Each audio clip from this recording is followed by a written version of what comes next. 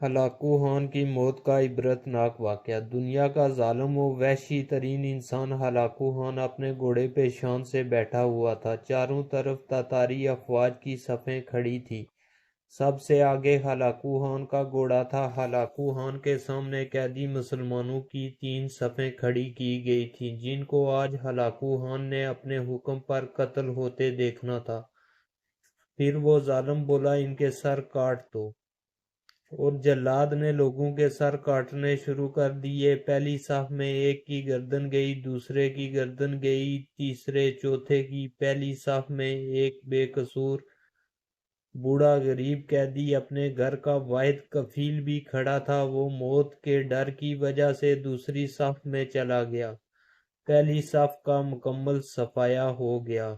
Hulagu Khan کی نظروں نے اس بوڑھے کو دیکھ لیا تھا کہ وہ موت کے خوف سے اپنی پہلی صف چھوڑ کر دوسری صف میں چلا گیا تھا۔ ہلاکو خان گھوڑے پر بیٹھا ہوا، ہاتھ میں طاقتور گرز لیے اچھال کر اس سے کھیل رہا تھا اور مسلمانوں کے قتل کا منظر دیکھ کر اس کھیل سے خود کو خوش کر رہا تھا۔ جلادوں نے دوسری صف پہ تلوار کے وار شروع کیے۔ گردنیں آن کی آن میں گرنے لگیں۔ جلاد تلوار چلا رہے تھے اور خون کے فوارے اچھل اچھل کر زمین پہ گر رہے تھے۔ اس بوڑھے بابا نے جب دیکھا کہ دوسری صف کے لوگوں کی گردنیں کٹ کر اس کی باری بہت جلد آنے والی ہے تو وہ بھاگ کر تیسری صف میں کھڑا ہو گیا۔ ہلاکو خان کی نظریں بوڑھے پہ جمی ہوئی تھی کہ اب تو تیسری صف آخری ہے، اس کے بعد یہ کہاں چھپنے کی کوشش کرے گا؟ اس بیوقوف بڈھے کو میری تلوار سے کون بچا سکتا ہے؟ میں نے لاکھوں انسان مار دیے تو یہ کب تک بچے گا؟ تیسری صف پہ جلادوں کی تلوار بجلی بن کر گر رہی تھی۔ ہلاکو خان کی نظریں مسلسل اس بوڑھے پہ تھی کہ کیسے وہ بے چین ہو کر موت کی وجہ سے بے قرار ہے۔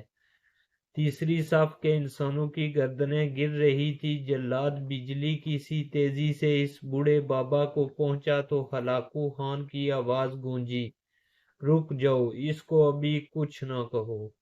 بابا بتا، پہلی صف سے تو دوسری صف میں بھاگ آیا، جب وہ ختم ہوئی تو تیسری صف میں بھاگ آیا۔ بابا اب بتا، پیچھے تو کوئی اور صف بھی نہیں، اب تو بھاگ کے کہاں جائے گا؟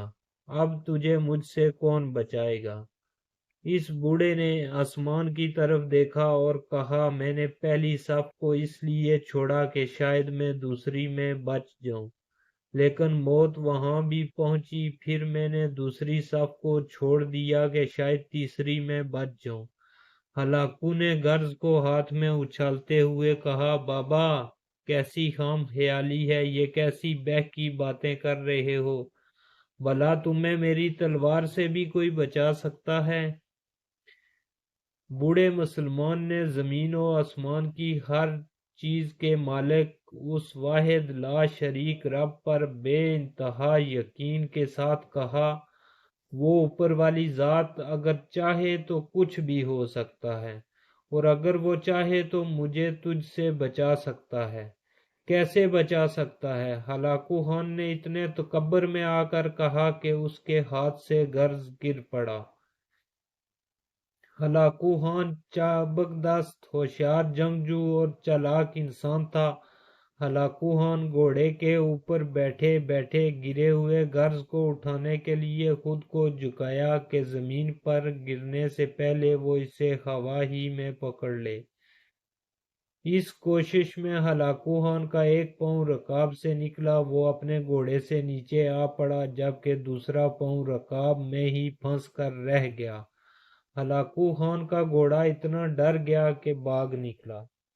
ہلاکو نے خود کو بچانے کی بڑی کوشش کی، لشکر بھی حرکت میں آ گیا، لیکن گھوڑا اتنا طاقتور تھا کہ کسی کے قابو میں نہ آیا۔ وہ ہلاکو خان کو پتھروں میں گھسیٹ گھسیٹ کر بھاگتا رہا، یہاں تک کہ ہلاکو کا سر پتھروں سے پٹک پٹک کر اس قدر لہو لہان ہو گیا کہ اس کی روح چند ہی منٹوں میں اپنے اس تکبر برے وجود کو چھوڑ کر جہنم رسید ہو گئی۔ لشکر نے جب بے انتہا کوششوں کے بعد ہلاکو خان کے طاقتور گھوڑے کو قابو کیا تو اس وقت تک اس کا سر برے طریقے سے کچلا جا چکا تھا۔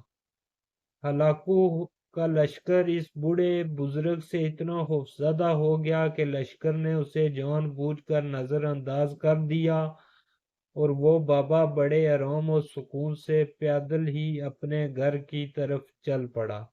مظلوم کی آہ سے ڈرو، کیونکہ جب وہ اللہ سے رجوع کرتا ہے تو قبولیت بہت دور سے اس کا استقبال کرنے آتی ہے۔ اللہ اکبر۔